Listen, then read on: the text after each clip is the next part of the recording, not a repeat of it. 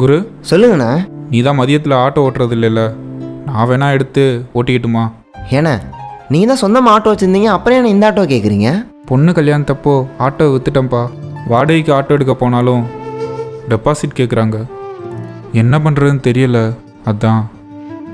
என்னண்ணே, இது உங்கள் ஆட்டோண்ணே, நீங்கள் எப்போ வேணாலும் எடுத்துக்கோங்க. ரொம்ப நன்றிப்பா. அண்ணே, என்னண்ணே? வரேன் குரு. டேய், ஆட்டோ சும்மா தரேன்னு சொல்கிற, காசு எதனா கேட்க வேண்டியதானே? டேய், இந்த ஆட்டோவே அவரோடதுடா.